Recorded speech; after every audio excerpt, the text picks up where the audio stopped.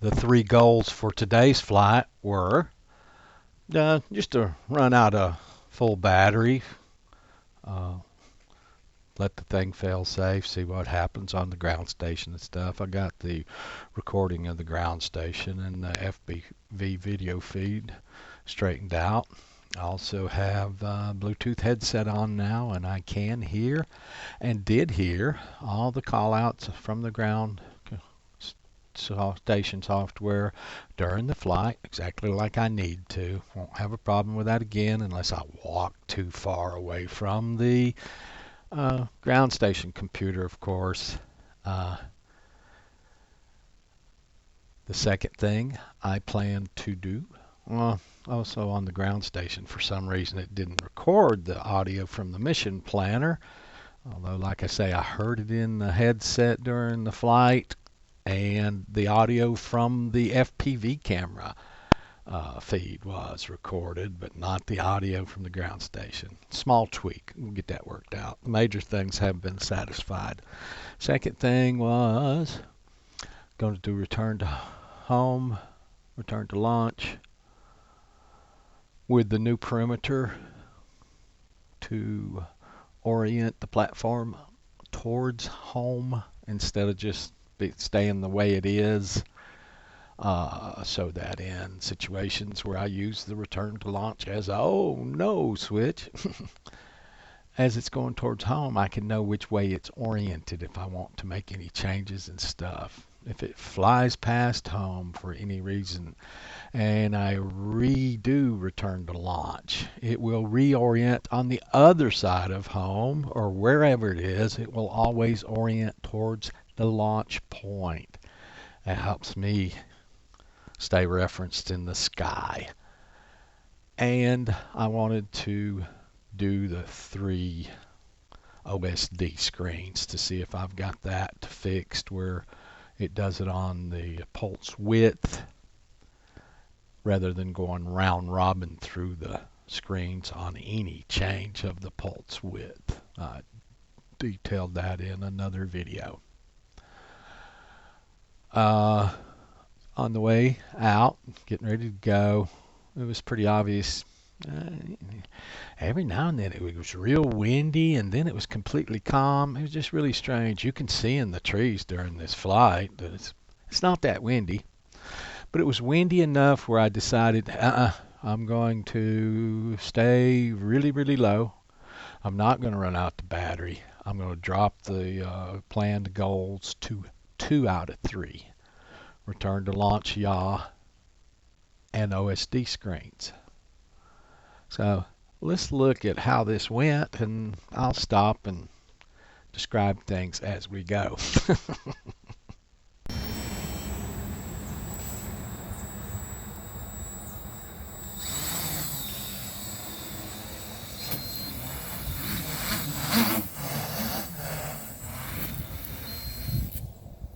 I probably should have stopped right there.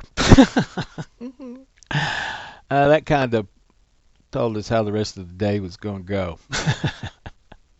That was a takeoff in stabilize mode. And I kind of bounced it off the ground when I looked down looking for loiter mode.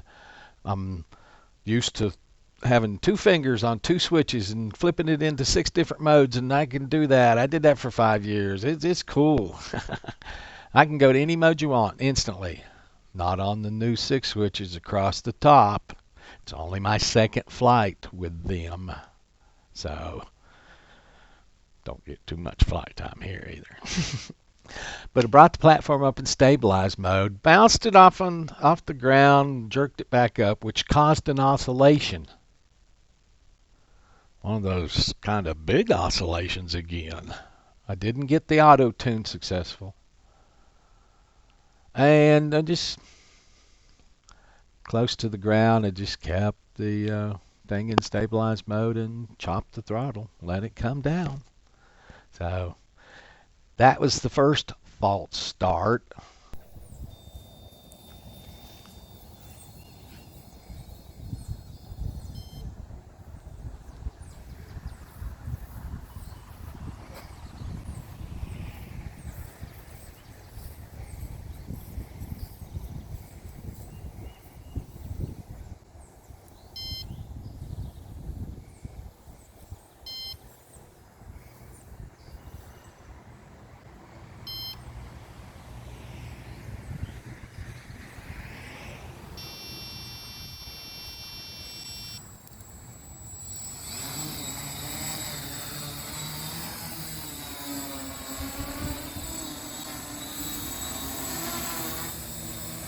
Okay, stop right there. I saw this the other day, and I've only captured the FPV video and the ground station a couple of times. I think that's a thing of the past, but we got that under control now. So I'm beginning to see things I've never seen before.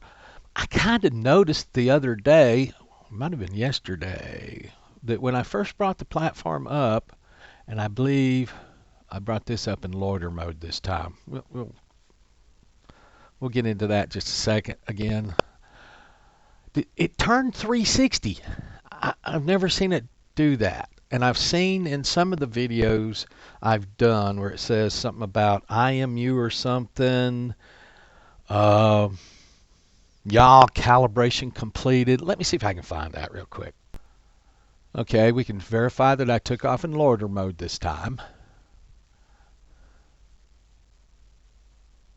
There we go.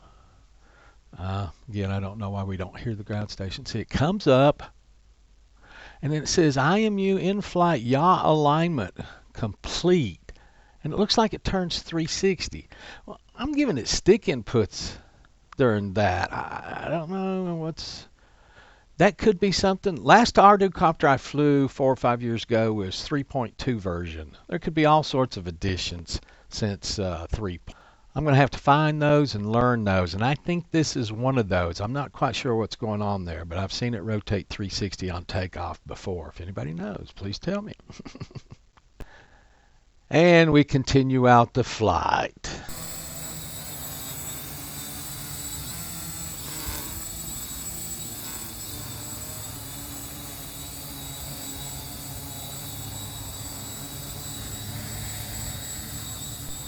At this point, I got the yaw the way I wanted it, but I was going to keep it close to the ground. It's in loiter mode. I'm just going to go out here and check the 3 OSD screens and then do a return to launch. OSD screen 1, OSD screen 2, OSD screen 3, OSD screen 4. Checks good. Now let's go do the return to home, return to launch here. That's where the fun starts, so I'm just going to let you watch it and then I'll comment.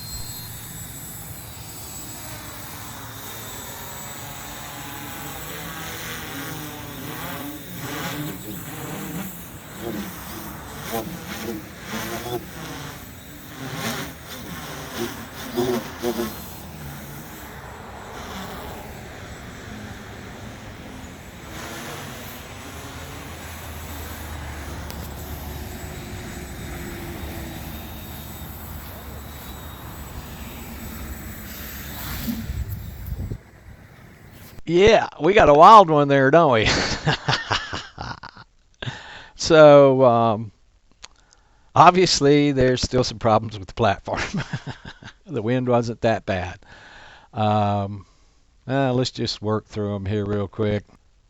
So this is where I invoked return to launch.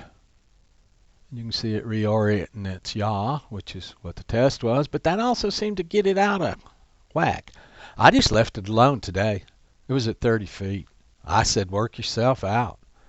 And right there, I took it out of return to launch. It was in, I think I moved it into stabilized mode and just dropped the throttle.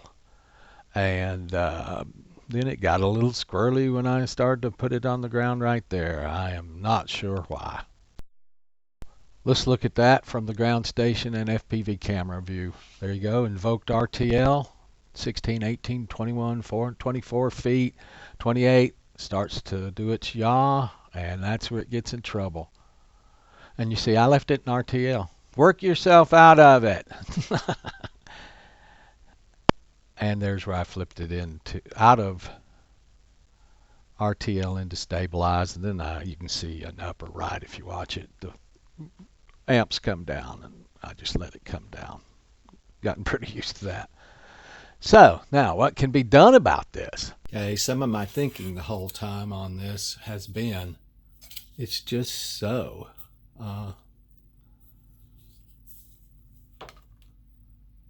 short. You can see right there to that center of that prop is Oops, come on, focus. There you go. You could do it. 4 inches.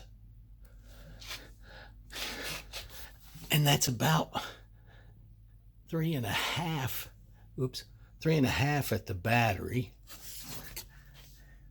So the whole thing is just really got a thin vertical profile. And the reason for the heavy lift kit, which was the 6 motors, the extension arms that Ariel Media Pros sold, was one of the big selling points was so you could put 12-inch props on the platform. And you can see that just barely does happen with the motor extension plates on it. It will not happen if you use the straight up DJI frame and mount the motors here instead of out here. So the extension plate, the motor, and 6 ESCs was the $750 heavy lift kit. Supposed to make this thing really bad, and it does. As far as power and stuff, it is a beast. Before, when I was flying it, I was just really, it would do 45 miles an hour. It would go vertical at ungodly climb rate, just instant jumps up 500 feet. It was a lot of fun. It was really stable. Now,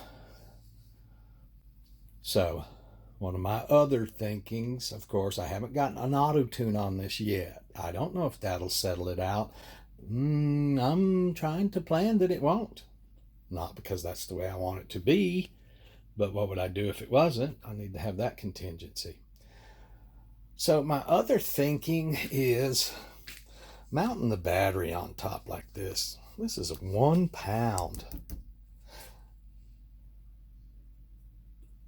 It's 4 pounds without the battery. So this battery is 25% of the weight of the frame, and it's up on top.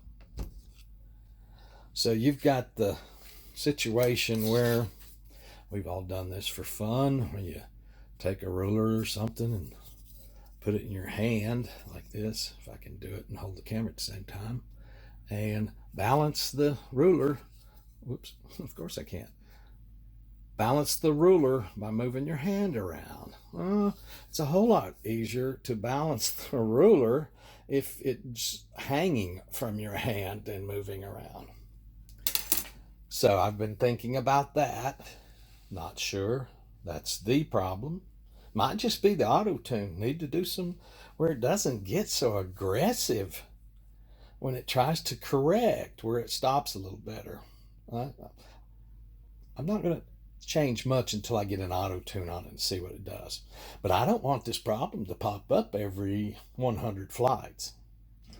So I had been looking at putting the retractable landing gear, did this yesterday, looking at putting the retractable landing gear back on the platform. That'll put it up in the air about 10 inches. At that time, I can also hang the battery, or batteries, as the case may be. I may fly 2 of these batteries at the same time. That's why I have 2.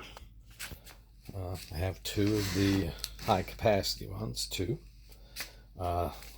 See, that's going to put another almost 2.5 pounds on the platform. We'll be back up to 6 pounds, which is a lot. The DJI frame without the extension kit from the heavy lift kit uses 10-inch props. So I can go down to 10-inch props. They quit selling this kit. I don't know if they didn't sell many. I'm not quite sure why. I heard some rumors that they weren't quite happy with the way the thing flew after you put all this stuff on it. I don't know if that was if you did it with 12-inch props and it was fine with 10. I don't know. So There's a lot more things that can be done. Right now, I'm going to leave the 12-inch props on. I'm going to leave the battery on the top. I'm going to get an auto tune. Then I'm going to play with it, making sure I keep it below 35 feet or so, and see how soon it exhibits the problem again after the auto tune. If it does exhibit the problem again, I'm going to immediately switch the batteries to the bottom and go from there. So that's my thinking on this. I don't see it as a problem yet. I just see it as a challenge. Been here before on projects. So I'll leave you with this picture and say, that's not the way that platform's supposed to be oriented. I will get it fixed. I have had it fixed before. I've got nearly 100 flights on the heavy lift kit. Of course, it was with 10-inch landing gear and batteries hanging on both sides below it. But I'll put a link to Aerial Media's flight in comments so that you can see. They put their battery on top in the exact same orientation as I do. Wonder if it would help if I rotated it 90 degrees. Anyway, I won't be posting anything for a while. Tomorrow's my wife's birthday, so we're going to do some fun things for the next 4 days and celebrate her birthday. So until I see you again, thank you so much for watching. Thank you so much for your comments, questions. They help make me better and better. And as you can see, the platforms I'm fighting, I need to get better and better.